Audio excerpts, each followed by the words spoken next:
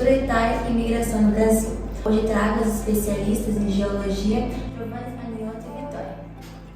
Então, para começar, quero fazer algumas perguntas. Eu gostaria de saber como é formada a estrutura etária no Brasil e como ela interfere no desenvolvimento socioeconômico.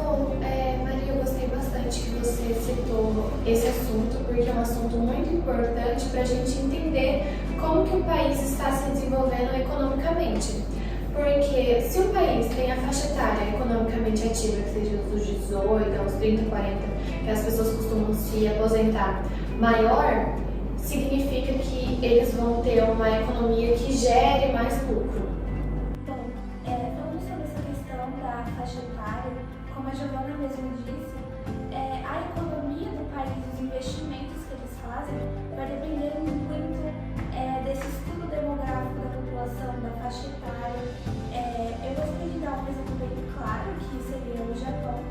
E a maior parte da faixa etária do país, ela é mais elevada, de fato. O país é mais populoso que idosos.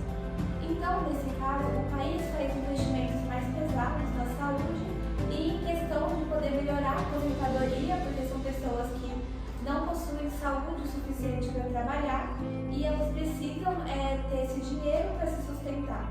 Então, tudo que o país faz, ele precisa ser estudado de acordo com a faixa etária do país para poder ter um melhor desenvolvimento. Já um país que teria uma população mais jovem, por exemplo, de crianças e adolescentes, o ideal seria fazer um investimento na educação, que vai atender melhor o que essa faixa etária precisa. E assim, Maria, a gente consegue observar alguns planos para aumentar ou diminuir a fecundidade. Se aumenta muito a fecundidade, pode ser que aumente também os gastos, como na educação e na saúde. E se diminuir a fecundidade, tem mais idosos e isso acaba custando um preço muito maior para o previdenciário.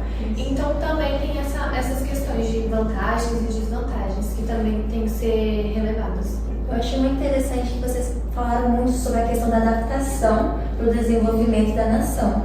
Então, eu gostaria que vocês falassem um pouco sobre a participação feminina no mercado de trabalho, desde a ordinariedade, do passado até a ordinariedade. Então, é um assunto muito interessante de se falar, porque como a gente vê, historicamente, tanto socialmente, as mulheres antigamente elas não eram permitidas a trabalhar. Elas eram vistas como o sexo frágil, que a sua única função seria a criação de filhos e os afazeres domésticos. Só que a gente consegue ver que lá na Revolução Industrial, em que a Inglaterra foi a pioneira, no setor industrial as mulheres começaram a trabalhar e infelizmente crianças também. Só que hoje em dia crianças não são mais permitidas a trabalhar por motivos óbvios, porque as crianças têm o direito de ter sua educação, ter a sua vida adequada, sem ter que trabalhar, porque elas não têm corpo e nem cognitivo suficiente para fazer isso. Então é bom poder citar essa questão do feminismo e o trabalho, comparando antes com hoje em dia, porque houve uma grande evolução. E também a gente consegue observar que, claro, tem suas vantagens e desvantagens, tem a questão da dupla jornada, que é uma questão muito difícil para as mulheres, mas a gente também tem que ressaltar que tem uma coisa de nós mulheres sermos mais cuidadosas com o que a gente faz. Acho que isso vem até, sei lá, talvez do instinto materno. E a gente acaba tendo um perfeccionismo maior, a gente consegue resolver questões mais rápido ou com mais agilidade, mais coisas ao mesmo tempo, porque isso é uma característica da mulher. Então isso é muito importante e é muito bom para desempenhar alguns trabalhos. Sim, eu achei muito interessante tudo que vocês falaram, eu concordo. Eu achei muito legal também que vocês falaram um pouco sobre a Revolução Industrial e esse desenvolvimento econômico. Eu queria que isso tem muita relação com a globalização. Então, eu gostaria de saber como esse fenômeno impactou na consolidação da estrutura setorial, como a uberização e a terceirização do trabalho. Bom, com a globalização, a gente consegue observar que que acabou gerando muitas outras oportunidades de trabalho, principalmente com a industrialização. Só que na industrialização, principalmente em trabalhos industriais, obviamente, também empresas muito grandes, você não tem muita autonomia no sentido de eu preciso ir ali, levar meu filho, assistir uma apresentação, não sei. Mas você não tem essa autonomia para você em questão de horário, sabe? E agora, na uberização, você tem trabalhos, não vou dizer que, digamos assim, que são menos fixos, e você acaba tendo uma autonomia maior em questão de flexibilidade de horários, de carga horária também, e isso acaba tendo uma comodidade maior para quem trabalha com isso, tipo Uber, talvez uns trabalhos como marido de aluguel, trabalhos que não são fixos, mas que podem ter uma boa renda e a pessoa acabar se adaptando melhor. Eu, como mãe de 2 filhos, posso dizer com clareza que não é fácil essa questão da jornada dupla de trabalho que a mulher tem que fazer, tanto em casa quanto no seu emprego. E é uma questão assim que a gente também tem que ressaltar, porque pode afetar muito na contratação, principalmente de mulher, porque o cara que está contratando vai lá e entrevista uma mulher. Pode ser que ela esteja grávida, ou ela vai engravidar um momento, e ela precisa largar aquele trabalho por um tempo, e se eu não me engano, tem questão de seguro, caso a mulher engravide e tenha um emprego, e isso vai causar mais despesa pro patrão. E muitos, principalmente por conta disso, eu creio que muitos não querem contratar mulheres por conta, principalmente da maternidade. Isso vai de direitos trabalhistas, que quando a pessoa terceiriza, talvez ela não tenha esse direito, né? Isso que é um grande impacto para o Brasil, eu acredito. Sim, a gente tem que se conscientizar bastante em relação a essa pauta, porque é muito importante. Então, como eu falei, essa terceirização, essa uberização, alguns outros problemas afetam na pontuação do IDH. Então, eu gostaria de falar o que vocês pensam sobre o IDH, quais critérios definem ele e comparar isso entre o Brasil e o mundo. Bom, o IDH, basicamente não, é o Índice de Desenvolvimento Humano. E alguns tópicos estão relacionados a isso, como educação, segurança, garantia de trabalho, um transporte digno, a questão da alta concentração de riquezas em uma minoria, tudo isso está relacionado ao IDH. E a gente consegue ver bastante diferença quando a gente pega 2 países com um IDH bom e um IDH baixo. Por exemplo, não precisa ser tão baixo assim, o Brasil e a Suíça. Se a gente colocar ali na ponta do lápis todas as diferenças, a gente vê que é uma diferença muito grande entre os países, as oportunidades são muito menores e isso influencia muito, impacta muito no desenvolvimento dos países, sabe? E é importante ressaltar como o estudo da demografia de um país vai afetar diretamente no IDH que o país vai possuir. Porque investimentos que são feitos de maneira correta, que são bem utilizados, eles fazem toda a diferença no IDH do país, como uma educação melhor, uma saúde melhor, segurança melhor e tudo mais.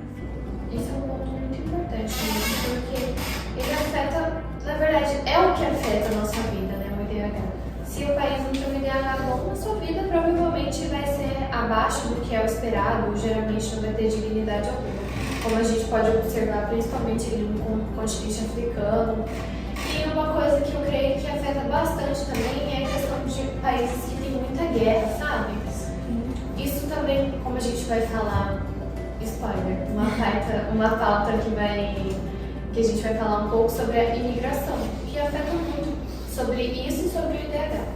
Ótimo, acho que é um bom momento, um ótimo momento para a gente falar sobre o próximo assunto, que é a migração.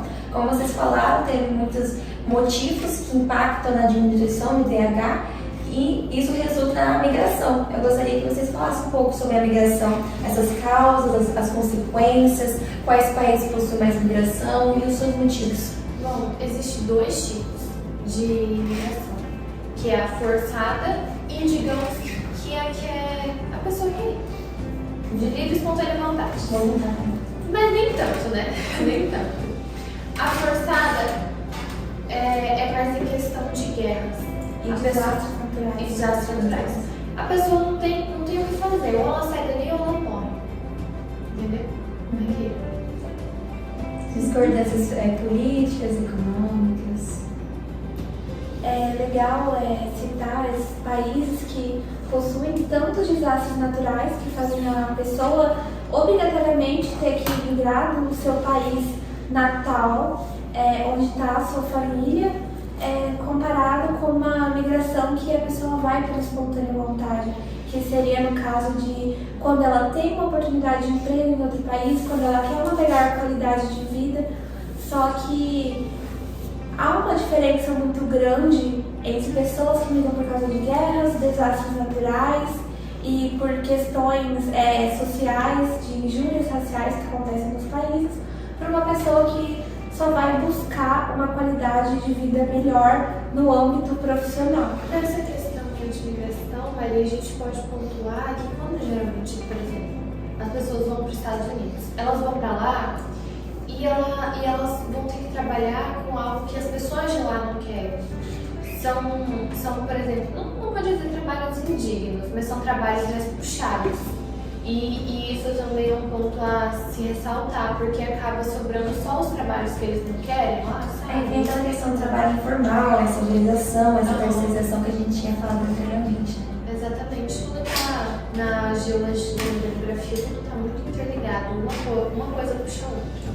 Dá para perceber que essa diferença entre os nativos e os imigrantes é uma coisa, às vezes, praticamente desumana. Porque, às vezes, por questões de falta de condições, eles não possuem nem identidade do país que eles estão. E se eles não possuem identidade, eles não são cidadãos, logo não possuem os mesmos direitos que os cidadãos têm. Então, cabe ao governo poder disponibilizar a identidade e os direitos que esses imigrantes têm no país que eles estão.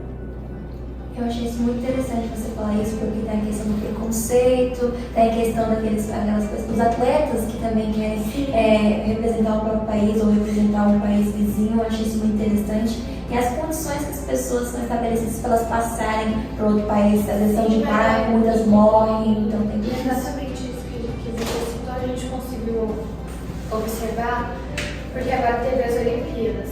Então a gente conseguiu ver que lá tem uma ala meio que separada para os imigrantes. Eles não conseguem representar o seu país, porque eles estão fora deles e agora eles não têm mais direito de representar o país dele, ou às vezes o país está passando por uma guerra. E eles vão lá representar e mostrar a importância do esporte, como isso une uma nação. Então foi esse o podcast de hoje e espero que vocês tenham gostado. Estou muito grata por ter recebido vocês aqui. Muito obrigada, Maria, o prazer foi totalmente meu. E até a próxima.